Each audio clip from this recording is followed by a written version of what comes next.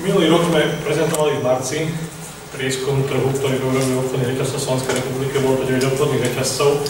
Tých istých 9 obchodných reťazcov bolo robené aj teraz s rovnakým systémom, s tým, že vlastne sme napočítali všetky tovarové položky podľa krajiny pôvodu v každom obchodnom reťazci a podľa toho vyhodnotili, aký je tam ten podiel zastúpenia podľa jednotlivých krajín.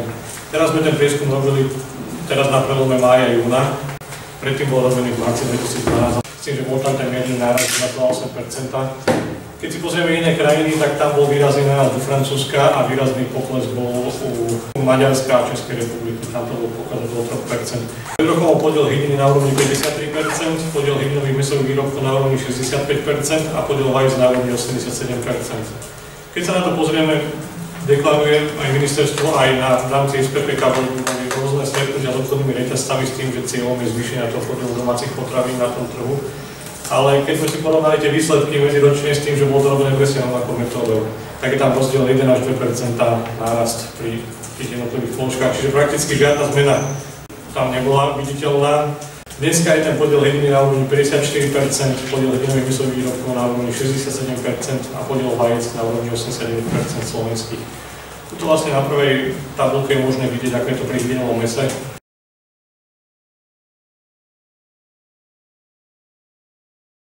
Tam bolo Slovensko pred rokom na úrovni 52,75% a teraz je to 54,5%. U Maďarska a Českej republiky tam to bolo pokles do 3%. Inak tie údaje a tie hodnoty sú dosť podobné.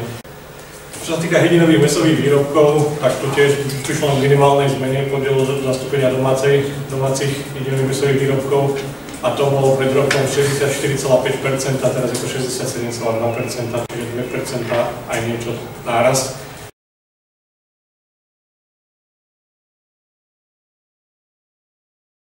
Keď si pozrieme tie ostatné, tak tam boli neviditeľný pokles u Českej republiky, kde to pokleslo 6,6%, a u ostatných bolo tie pohyby minimálne. Treťou skupinou boli vajcia, kde pred rokom bolo zastúpenie na úrovni 87%, teraz sme zistili 89,04% a nárast o 2,08%.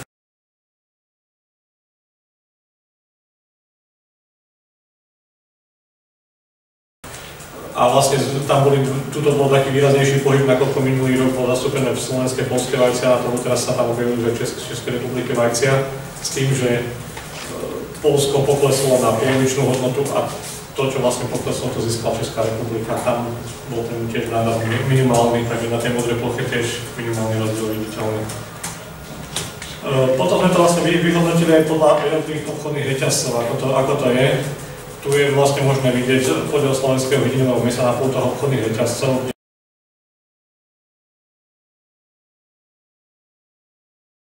Vidíme, že najvyšší podiel je v rámci obchodného systému CBA, je to na 84,62%. Na druhom mieste na ňom nasleduje Coop so 71%. A potom vlastne už sú na 60% už iba obchodné reťazce Lidl a Tesco. Naopak na opačnom konci najnižšie je to na poslednom mieste Kaufland s 32% a Metro s 37,7%. Tu vlastne celoslovenský priemer je tam 54,57%, čo zodpovedá vlastne aj tomu, čo bolo deklarované aj v rámci sebezpečnosti na niektorých tlačových konferenciách, aj tomu, čo vlastne ministerstvo potvrdilo, že tá sebezpečnosť je na úrovni 54%. Tak to vlastne potvrdzuje aj ten podiel tých slovenských výrobkov hydinového mäsa na pôltoch obchodných reťazcov. Ďalšou oblasťou bolo hydinové mäsové výrobky, slovenské a zahraničné.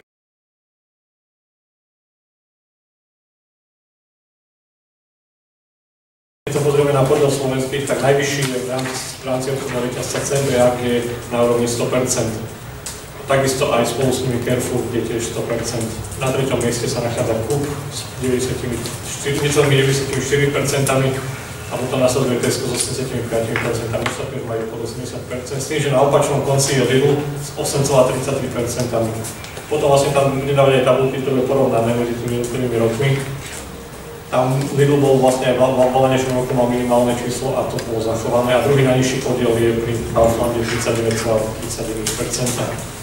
Ďalšou oblasťou boli hydinové vajcia na pôl toho obchodných reťazcov.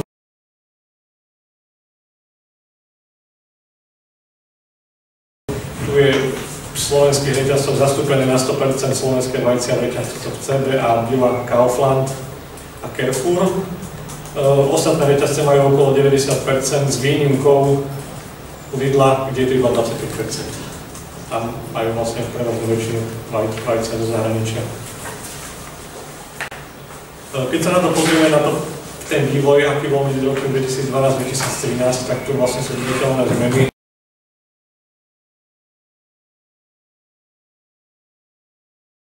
Najvýraznejší nárast bol pri jedinovom mese pri obchodnom reťazci Klub Jednota.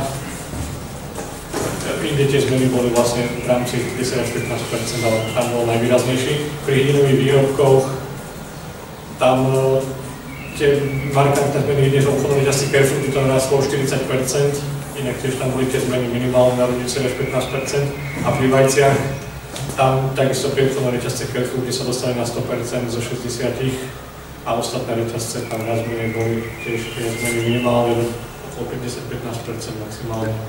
Keď sa pozrieme na zastúpenie v rámci tých všetkých troch položiek, ktoré sme skúmali v jednotlivých obchodných reťazcoch,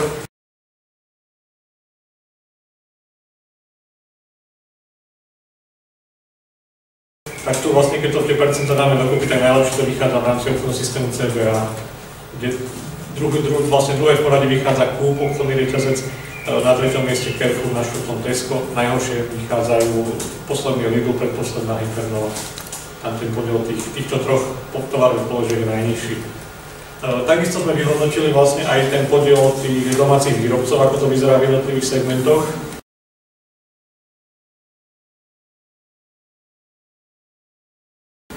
Slovenskí spracovateľia jedný najvyšší podiel na trhu v týchto obchodných reťazcoch má spoločnosť Hiza 54%, na druhom mieste spoločnosť Hajza Veľké zálohy s 27%, na treťom mieste Hydina Slovensko Košice s 18%, a na poslednom mieste Hydina Kubus, ja sa venujem očaceľu mesu, tam bolo nejaké položky 1%.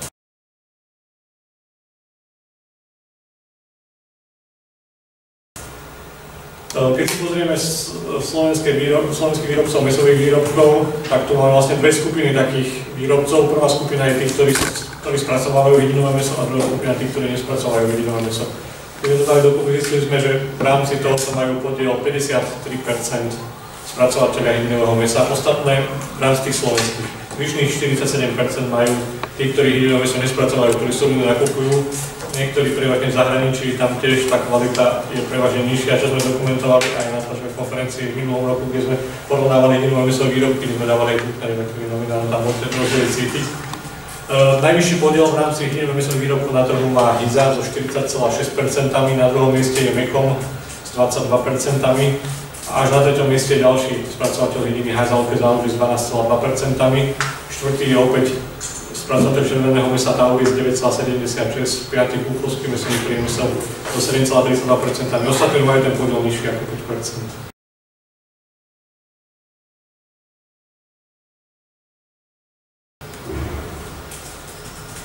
Treťou oblasťou sú výrobcovia vajec. Tu sme dospeli k takom zaujímavému výsledku, kde Begokona Oval Farm má podiel 40% zhodný. Mali rovnaký počet tovarových položiek, takže spolu majú 80%, na treťom mieste je spoločnosť Janek s 9%, ostatné už majú ten podiel nižší ako 5% v týchto obchodných reťazcoch. Toto je vlastne podiel počítaný v rámci slovenských potravín vždy. Pred rokom sme spomínali aj vývoj v rámci reštaurácie vlastne školského stravovania. Tu keď si zoberieme, sme hovorili v roku 2011-2012, že vlastne veľmi nízke zastúpenie hydinových výrobkov od slovenských spracovateľov hydiny v týchto zariadeniach. Keď sme to vyhodnocovali teraz, tak tam neprišlo k žiadnej zmene. Stále ten podiel na úrovni 8% v rámci nitrianského prejaku sme deklarovali v školách a na úrovni 1% v reštauráciách. A to aj napriek tomu vlastne, že prišlo k zmene zákona o verejnom obstarávaní, kde bolo vlastne priznané, že nemusí byť tým rozhodnutím kritériom najnižšia cena, ale že tam bude ekonomicky najnižšia ponuka. Napriek tomu ten podiel sa nezvýšil, takisto aj ten limit na to verejné obstarávanie bol upravený v rámci novely zákona o verejnom obstarávaní. Preto si myslíme, že je nevyhnutné, aby sa rodičia naďalej zaujímali o ten pôvod mäsa, ktorý ide v školských jedálniach, a takisto aj v reštauráciách, aby sa tí strávníci zaujímali o ten pôvod mäsa, ktorý im ponúkajú v týchto reštauráciách v rámci tých prípravy jedál.